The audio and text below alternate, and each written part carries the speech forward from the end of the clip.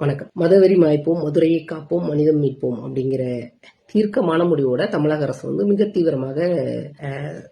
மிக தீர்க்கமாக உறுதியோட திருப்பரங்குன்ற மலையடிவார மக்களுக்கு பக்கபலமா ஆட்சியாளராக முதல்வராக தலைவர் ஸ்டாலின் வந்து இவ்வளவு எதிர்ப்புகளுக்கு மத்தியில் ஸ்ட்ராங்கா நிற்கிறாரு. ஸோ அவருக்கு நம்முடைய வாழ்த்துக்களும் அவருக்கு நம்முடைய ஆதரவும். அடுத்தது அக்மார்க் சங்கிகள் யாரு அப்படின்னா, இந்த இன்னைக்கு கைது செய்யப்பட்ட ஹெச் ராஜா, நயினார் நாகேந்திரன், ஸ்ரீனிவாசன் ஒரு ஆள் அங்கே இருப்பார், அந்த ஆள். அடுத்து பெண்களில் சங்கிகள் இல்லைன்னுலாம் நினச்சிடாதீங்க. பெண்களில் வந்து சங்கிகள் நிறைய இருக்காங்க. அவங்களுடைய கொள்கை முடிவு வந்து எதை ஆதரிக்குதுன்னு ஹெச் ராஜா, நயினார் நாகேந்திரன், ஸ்ரீனிவாசன் ஒரு ஆள் அங்கே இருப்பார், அந்த ஆள். அடுத்து பெண்களில் சங்கிகள் இல்லைன்னுலாம் நினைச்சிடாதீங்க. பெண்களில் வந்து சங்கிகள் நிறைய இருக்காங்க. அவங்களுடைய கொள்கை முடிவு வந்து எதை ஆதரிக்குதுன்னா RSS ஆதரிக்கும் கொள்கை முடிவோட இருக்கிறவங்க தான் இந்த குஷ்பு, கஸ்தூரி, இந்த அம்மாக்களுக்கெல்லாம் சீனியரா இதுக்கெல்லாம் சூத்திர சங்கிங்க. அதுக்கு மேல வந்து உமானந்தன் ஒரு அம்மா இப்ப பேசிட்டு இருக்கு. அந்த அம்மா கேரளால இருந்து ஒரு ப்ரொஃபஸர் பேசிட்டு இருக்கு. அடுத்து ஒரு பொண்ணு இங்கே அண்ணாமலை ஃபேன் ஒரு பொண்ணு பேசிட்டு இருக்குது. ஸோ இந்த மாதிரி இவங்க எல்லாமே வந்து சங்கிகளாக, காயத்ரின்னு நினைக்கிறேன் அந்த பொண்ணு பேர். ஸோ இவங்க எல்லாமே சங்கிகள் தான். இவங்க எல்லாம் அக்மார்க் சங்கிகளாக மிக தீவிரமாக சங்கிகளுக்கு ஆதரவாக இயங்குறாங்க. மோடி, அமித்ஷா, புல்டோசர்னு பேர் வாங்கி இருக்கிற நம்ம யோகி ஆதித்யநாத். புல்டோசர் நேரம் தெரியுமா அவருக்கு பேரு? இஸ்லாமியர்கள் குடியிருப்புகள் பலவற்றை இடிச்சிருக்கிறாரு யோகி ஆதித்யநாத். அதுக்காக அந்த இவங்க RSS வந்து அந்த ஆளுக்கு புல்டோசர்னு சொல்லி பட்டம் கொடுத்துருக்குறாங்க. பட்டம் கொடுத்து அவருக்கு பரிசெல்லாம் கொடுத்துருக்குறாங்க. ஸோ புல்டோசரு இதோட தாக்கம் தான் இங்க இருக்கக்கூடிய சங்கிகள். சரி, ஓகே. இப்ப இந்த சங்கிகளோட வரலாறு பேசுவோமா? ஏன் சங்கிகளோட வரலாறு பேசுறோம்னா, நீ மன்னராட்சியை கிளப்பி விட்டு இருக்கு இல்லையா? தமிழ்நாட்டுல வந்து திருப்பரங்குன்றத்துல மன்னராட்சியில அங்கதான் தீபம் ஏத்துனாங்களாமா, அங்கதான் தீபம் ஏத்தணும் அப்படின்ற இதை வந்து அந்த இடத்துல தூண்டி விட்டுருக்க. அந்த மக்கள் கேட்கவே இல்லை, அந்த பகுதி மக்கள் கேட்கவே இல்லை. திருப்பரங்குன்றம் பல வருஷமா இருக்கு. நாங்க எல்லாருமே அங்கெல்லாம் விசிட் பண்ணி போயிருக்கோம், சுவாமி எல்லாம் கும்பிட்டு இருக்கோம், வந்திருக்கோம். சோ ஆனா இப்ப நீ கிளப்பி விடுறல ஒரு ஒரு ஒரு அகோரித்தனத்தை, உன்னோட சங்கித்தனத்தை இங்க கிளப்பி விடுறல, ஹிந்து தீவிரவாதத்தை கிளப்பி விடுறல, அப்போ உன் வரலாறு பேசத்தானே வேண்டியிருக்கு. ஸோ நீங்க இங்க இந்த அக்மார்க் சங்கிகள் எல்லாம் இருக்காங்கல்ல, RSS சங்கிகள், இவங்க வந்து கைபர் போலன் கணவாய் வழியா இங்க வந்த நாடோடிகள். இவங்க கூட பெண்கள் கூட வரல. இந்த இப்ப சூத்திர சங்கிகளா பேசிட்டு இருக்குதுல்ல பெண்கள் எல்லாம், இவங்க எல்லாம் இங்கே இருந்த பெண்கள் தான், இங்கே வாழ்ந்த பெண்களுடைய ஜீன்கள் தான். இங்கே வாழ்ந்த பெண்களை தான் அவங்க வந்து திருமணம் செய்து வாழ முடியும். அவங்க கூட பெண்களே வரல. இவங்க வந்து இங்க உள்ள வந்து ஒரு அடி நிலம் கூட அவங்களுக்கு சொந்தம் கிடையாது இந்த மண்ணில். ஸோ அவங்க உள்ள வரும்போது ஒரு அடி நிலம் கூட அவங்களுக்கு சொந்தம் கிடையாது. அதோட தாக்கம் தான் வடநாட்டில் இன்னமும் நிர்வாண சாமியாரா சுத்திக்கிட்டு இருக்கானுங்க. ஸோ கஞ்சா வித்துக்கிட்டு இருக்கானுங்க. இப்படிதான் வடநாட்டில். தமிழ்நாட்டினுடைய ஒட்டுமொத்த வளர்ச்சியில அந்த 3%க்குமான வளர்ச்சி கிடைச்சிருக்கு. அதனால அவங்க வந்து ஓரளவு நல்ல நிலையில் தமிழ்நாட்டில் இருக்கிறாங்க. ஸோ ஹெச் ராஜா, நயினார் நாகேந்திரன் இவங்கெல்லாம் வந்து நல்ல நிலையில இருக்கிறதுக்கு தமிழ்நாட்டினுடைய ஒட்டுமொத்த வளர்ச்சி காரணமா இருக்கு. உமா ஆனந்த். அடுத்தது கைபர் போலன் கணவாய் வழியா உள்ள வந்து இந்த திருடர்கள் உள்ள எதுக்கு வருவாங்க? திருட தானே வருவாங்க. இப்போ உள்ள வர்றாங்க. உள்ள வந்தவங்க இங்கே அக்னி குண்டமெல்லாம் வளர்க்கறது, உள்ள குதிரையை போடுறது, மாட்டை போடுறது, இது மாதிரியான அநீதிகளை செய்யறதை பார்த்து முதல்ல இவங்களை சங்கி எதிர்ப்பாளர், சனாதன தர்மத்தை எதிர்த்து, மூட நம்பிக்கைகளை எதிர்த்து போராடின நபர் புத்தரா இருக்கிறாரு. அதுக்கு பின்ன புத்த மதம் இங்க இருந்திருக்கு. இங்க ஜாகிரபிக்கலா இருந்த மதங்கள் எல்லாம் பத்தி தான் பேசுறேன். புத்த மதம் இருந்திருக்கு, சமண மதம் இருந்திருக்கு, மகாவீரர் இருக்காரு. மகாவீரர் வீடு பேர் அடைந்தனாலதான் இவன் வந்து பட்டாசெல்லாம் போட்டு நரகாசுரனை கொன்னேன்னு எல்லாம் சொல்லிட்டு இருக்கிறான் பாருங்க. ஸோ அது ஒரு நாளா மகாவீரர் பிறந்த நாளெல்லாம் மகாவீரருக்கு ஒரு மதம் இருக்கு, சமண மதம். அதுக்கப்புறம் தான் இங்க சைவர்கள், வைணவர்கள்லாம் இருந்திருக்கிறாங்க. அவங்க 2 பேரும் ஒருத்தர் அடிச்சு வைணவர்கள் உள்ள புகுந்த வைணவர்கள் வந்து சைவர்களை கழுவேற்றம் பண்ணி, அது ஒரு ஹிஸ்டரி இருக்குது இவங்களுக்கு. ஸோ இன்னுமே பாத்தீங்கன்னா அந்த மயிலாப்பூர் கோயில் அடிக்கடி சண்டை போட்டு விடுவாங்க பாருங்க. பட்டையும் நாமமும் சண்டை போடுற வீடியோ எல்லாம் வரும். ரெண்டுமே பூணூல், ஆனால் ரெண்டுமே சண்டை போட்டுப்போம். அடுத்த கேட்டகரி யாரு? சைவர்கள், வைணவர்கள்லாம் சண்டை போடுறாங்க. அடுத்தது வந்து ஈஸ்ட் இந்தியன் கம்பெனி உள்ள வருது. ஸோ மன்னராட்சி எல்லாம் நடந்திருக்கும்ல, இங்க மன்னராட்சி எல்லாம் நடக்கும்போது மன்னர்கள் வந்து பலதரப்பட்ட தெய்வங்களை வழிபட்டவர்களாக தான் இருந்தாங்களே தவிர, எந்த மன்னராவது தான் இந்துன்னு எங்கேயாவது எழுதி வச்சிருக்கானா? ஏதாவது ஒரு டேட்டா இருக்கா? நான் ஹிந்து அப்படின்னு ஹெச் ராஜா ஹிந்துன்னு கூப்பிடுறானே, எந்த மன்னராவது ஹிந்துன்னு எழுதியிருக்கான். நீ மன்னராட்சி தானே உனக்கு வேணும். மன்னராட்சி காலத்துல இருந்த உன்னோட உண்மை வரலாறு தானே வேணும். மன்னராட்சியில நீ ஹிந்துவே கிடையாது. அடுத்தது ஸோ எந்த மன்னருமே ஹிந்துக்கள்னு எங்கேயுமே குறிப்பிட்டது கிடையாது. ஏன்னா அப்படி ஒரு மதமே அப்ப கிடையாது. ஈஸ்ட் இந்தியா கம்பெனிக்காரன் உள்ள வந்ததுக்கு அப்புறம் தான் அங்கங்க இப்படி அடிச்சிட்டு இருக்கிறானுங்களே, அடிச்சிட்டு இருக்கிற எல்லாவனையும் சேர்த்து ஒரே குரூப்புக்குள்ள கொண்டு வந்து இந்தியாவுக்குள்ள இருந்து தொலைவீங்களான உங்களுக்கு சிந்து நதிக்கரையா அந்த அந்த பேர்ல உங்களுக்கு இந்துன்னு ஒரு பட்டம் கொடுத்துருக்கான். ஸோ அடுத்தது இப்ப பேசுற எல்லாருமே சர்டிபிகேட் இந்து தான். நீங்க இந்த அது இதுன்னு சொல்லி எங்ககிட்ட ரொம்பலாம் வளர்க்க முடியாது.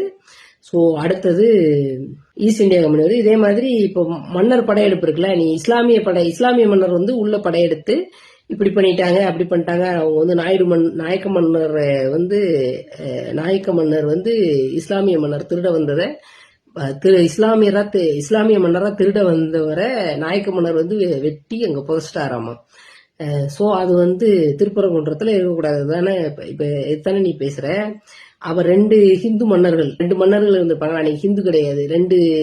ரெண்டு தெய்வ உங்க சிறு தெய்வ வழிபாட பெருதெய்வ வழிபாடு எதையோ ஒண்ணு பண்ற ரெண்டு மன்னர்கள் ஒருத்தனை அடிச்சு வெட்டி நில அபகரிப்பு, பொருள் அபகரிப்பு இதெல்லாம் தானே மன்னராட்சியில நடந்தது. எல்லா மன்னரும் அதானே பண்ணியிருப்பான். இஸ்லாமிய மன்னர் மட்டும் இதுக்கு போய்கிட்டு உன்னோட ரெண்டு இப்ப சேர மன்னரும் சோழ மன்னரும் என்ன அளவலாவி கொஞ்சி கொலாவிக்கிட்டா இருப்பாங்க. நில உடைமை நிலத்துக்காக சண்டை போடுறதுன்னா ரெண்டு பேரும் தான் சண்டை போட்டு தான் இருப்பாங்க. பாண்டிய மன்னர்கள் சண்டை போட்டிருக்க மாட்டாங்களா? எல்லாரும் தான் சண்டை போட்டிருப்பாங்க. நாயக்க மன்னர்கள் வந்து பாண்டிய மன்னர் இப்ப அங்க பாண்டிய மன்னர் ஆட்சி தான் நடந்தது. அதுக்கப்புறம் நாயக்கர்கள் மன்னர்கள் வர்றாங்க. சோ இது எல்லாத்துக்கும் முன்னாடி அங்க ஒரு வரலாறு இருக்குது. இந்த அங்க மதுரையில கீழடின்னு ஒரு இடம் இருக்குல்ல, அங்க போய் பார்க்க வேண்டியதானே. அது வரலாறு கிடையாதா? அங்க எந்த தெய்வமுமே இல்லையே. அங்க அவ்வளவு நவ நாகரிகமான கட்டமைப்பு இருக்கு. ஸோ அந்த நாகரிக கட்டமைப்புல வாழ்ந்த மக்கள் வாழ்ந்துக்கிறாங்க. எந்த மன்னராட்சிக்கெல்லாம் முன்னாடி, எந்த தெய்வ வழிபாட்டுக்கும் முன்னாடி அவங்க வந்து உலகத்தோடு வணிகம் செய்த பொருட்கள் எல்லாம் அங்க கிடைச்சிருக்கு. அது வரலாறு கிடையாது. அந்த வரலாறுக்கெல்லாம் போக மாட்டீங்களா? ஒரே மன்னராட்சி வரலாறு மட்டும்தான் வேணுமா? அந்த மன்னரே ஹிந்து கிடையாது. அடுத்தது சரி ஓகே, இதெல்லாம் இத்தனை வரலாறு இங்க இருக்கு, இத்தனை மதங்கள் இங்க இருந்திருக்கு, இத்தனை இது நடந்திருக்கு. இதுக்கப்புறமா இங்க மக்களாட்சி உருவாகுது. மக்களாட்சியோட மார்பு வந்து அந்த அந்த நாட்டினுடைய கான்ஸ்டிடியூஷன் தான், இந்திய அரசியலமைப்பு சட்டம் தான் மக்களாட்சியோட அடிப்படை முகாந்திரம். அதுல இந்திய அரசியலமைப்பு சட்டத்தை எழுதிய அம்பேத்கர் வந்து இந்தியா வந்து மதச்சார்பற்ற நாடு அப்படிங்கிறது தான் ஒரு மதச்சார்பற்ற ஒரு அரசியலமைப்பு தான் அவர் உருவாக்குறாரு. ஸோ அதுல மதச்சார்பின்மை அப்படிங்கிற வார்த்தையை வந்து இந்திரா காந்தி ஆட் பண்றாங்க. செகுலரிசம் அப்படிங்கிற வார்த்தையை வந்து இந்திரா காந்தி ஆட் பண்றாங்க. ஸோ இப்போ இங்க நடக்கிற இந்த ஈவெண்ட் எல்லாமே இந்தியன் கான்ஸ்டிடியூஷன் படி ஆன்டி செகுலரிஸ்டிக் கிரிமினல் ஆக்டிவிட்டிஸ். இது எல்லாமே இங்க நடக்கிறது எல்லாமே இதை வந்து ஆர்கனைஸ்டா பண்றாங்க. எப்படின்னா ஒரு அதிகார வர்க்கமா சேர்ந்திருந்து பண்றாங்க. இப்ப சுவாமிநாதனுக்கு முன்னாடி இந்த விஷயத்துல தீர்ப்பு சொன்ன பல நீதிபதிகள் இந்துக்கள் தான். இதுக்கு முன்னாடி கல்யாண சுந்தரம்னு ஒரு நீதிபதி தீர்ப்பு சொல்லியிருக்கிறாரு. நிறைய நீதிபதிகள் இருக்கிறாங்க. சங்கில கூட ஒரு கல்யாண சுந்தரம் உண்டு.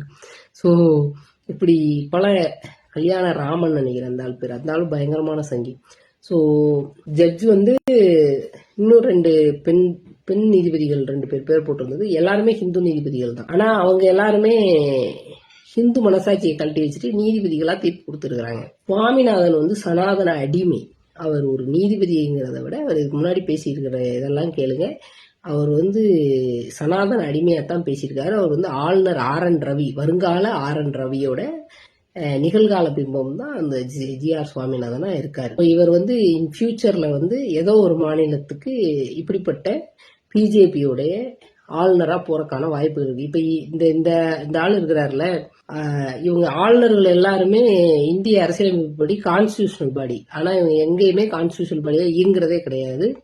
இவங்க எல்லாமே சங்கிகளாதான் பிஜேபி வந்ததுக்கு அப்புறமா இயங்கிட்டு இருக்காங்க. ஸோ இந்த கைபர் போலன் கணவாய் வழியா வந்து இந்த குரூப்பு கிட்ட இந்தியா வந்து 3வது முறையா ஆட்சி அதிகாரத்தை கொடுத்துருக்கு. இந்திய அளவுல 3வது முறையா ஆட்சி அதிகாரத்துல இருக்காங்க. ஸோ இந்த ஆட்சி அதிகாரத்துல இருக்கக்கூடிய இவங்களுடைய பொருளாதார வளர்ச்சியை பார்த்தோம்னா டாலரோட மதிப்புக்கு இந்திய ரூபாயோட மதிப்பு 90 ரூபா. ஒரு டாலருக்கு 90 ரூபான்னு ஏற்றிக்கிறாங்க. 40 ரூபா 45 ரூபாய் இருந்தது ஒரு 30-40 வருஷத்துக்கு முன்னாடி. 30 வருஷத்துக்கு முன்னாடி 45 ரூபா எல்லாம் பார்த்துருக்கோம். அப்புறம் இப்ப இப்படி ஏறி ஏறி ஏறி ஏறி இது போய் நிக்கிற இடத்த பார்த்தா 90 ரூபால நிக்குது. இப்போ இது எவ்வளவு பெரிய சரிவு. அதானிகளையும் அம்பானிகளையும் வளர்த்து விட்டுக்கிட்டு இருக்கக்கூடிய ஒரு ஆட்சியில இங்க இவங்க வந்து இதெல்லாம் கேள்வி எழுப்பிடுவாங்க. இந்திய மக்கள் வந்து விழிப்புணர்வு அடையக்கூடாது. இந்தியாவில் உள்ள பெரும்பான்மை மக்கள் இந்த இந்த இந்துக்களுக்கு இந்துங்கிற இந்து மனசாட்சியோட இயங்கணும் அப்படிங்கிற நோக்கத்தோட அது அப்படி இயங்கினா தான் இவங்களால இந்த மாதிரியான விஷயங்கள் எல்லாம் செய்ய முடியும். ஸோ தேசிய கல்விக் கொள்கை ஆகட்டும், நீட் ஆகட்டும், எத்தனை ஜுடிஷியரி, இந்தியன் ஜுடிஷியரியில ஃபெயிலியர் ஆன கேசஸ் தான் இது எல்லாமே. அதே மாதிரி இந்தியன் ஜுடிஷியரி, தமிழ்நாடுல இருக்கக்கூடிய ஜுடிஷியரி வந்து இந்த வழக்களையும் மன்னராட்சியை பேஸ் பண்ணி இவங்க ஒரு வழக்கு போடும்போது அதை நிராகரிச்சிருக்கணும். அது வந்து உள்நோக்கத்தோடு கூடிய வழக்கா இருக்கும் பட்சத்துல மத வெறியை தூண்டக்கூடிய வழக்கா இருக்கும். ஏன்னா அதுக்கு முன்னாடி பேசுறாரு அந்த ஹெச் ராஜா வந்து திருப்பரங்குன்றத்துல மீட்டிங் போட்டு பேசித்தான் அதுக்கப்புறம் ஒவ்வொரு வழக்கா போடுறாரு. அந்த மீட்டிங்ல அவர் பேசுற கண்டென்ட் வந்து முழுக்க மதவெறி சார்ந்தது இல்லையா?